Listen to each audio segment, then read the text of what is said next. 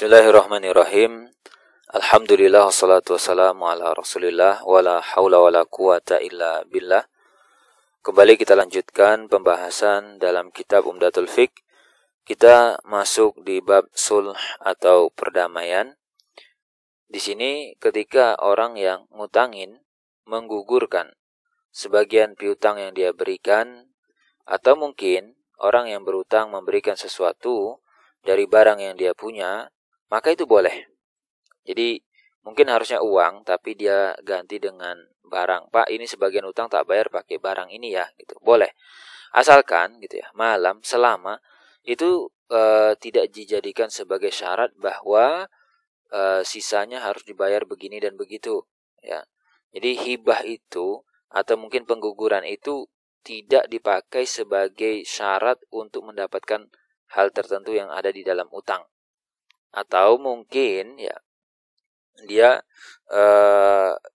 nggak ingin ngasih haknya gitu kan, kecuali dengan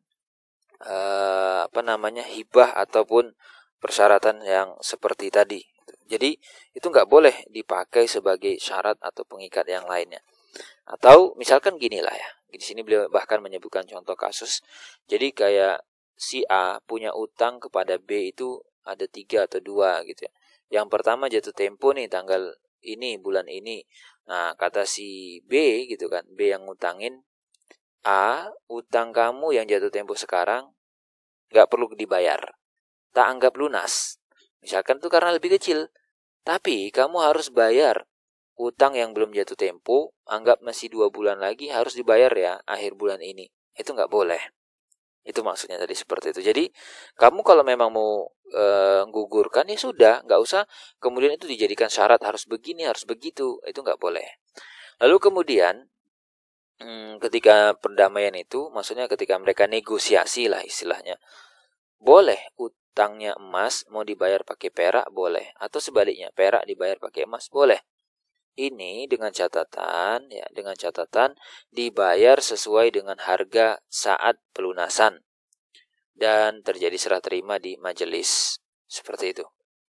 Jadi katakan dia utangnya dolar, karena nggak punya dolar, Pak, saya bayar pakai rupiah. Tapi lihat harga dolar sekarang berapa saat pelunasan, bukan buat kurs sendiri. Kemudian juga kalau misalkan ya seseorang punya utang kepada orang lain, jadi dia ngutangin orang lain, tapi orang lain itu nggak tahu. Ya, nggak tahu kalau memang dia pernah berutang dan seterusnya. Dia bilang, Pak, saya nggak pernah utang, Pak. Kamu pernah, gitu. Tapi sama-sama nggak ada bukti. Lalu kemudian akhirnya mereka, oh ya udahlah, gini aja gitu ya. Kita damai. Misalnya Bapak nuntut berapa, ya udah tak kasih sekian gitu. Tapi saya beneran, Pak, saya sampai sekarang nggak ngerasa dan nggak ingat, gitu. Nah, boleh yang seperti itu. Nah, tapi kalau ternyata salah satunya tahu bahwa dia bohong, gitu ya, dia dusta, kayak misalkan yang nuntut nih, dia sebenarnya memang nggak pernah ngutangin, tapi dia bohong. Atau yang dituntut dia sadar dia pernah punya utang, tapi dia bohong.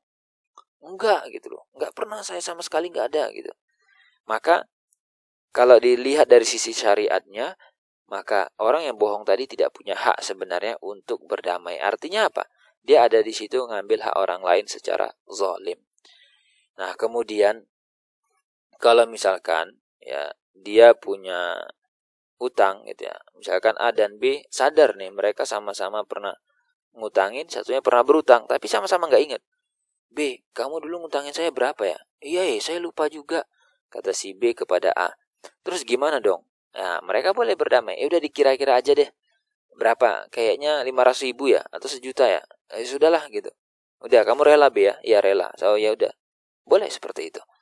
Itu masalah negosiasi dalam masalah utang piutang, perdamaian dalam hal urusan utang sengketa tadi, boleh seperti itu, maka perhatikan rambu-rambunya. Baik, kita akan lihat terkait dengan pembahasan wakalah. Silakan disimak video selanjutnya tentang wakalah ataupun perwakilan.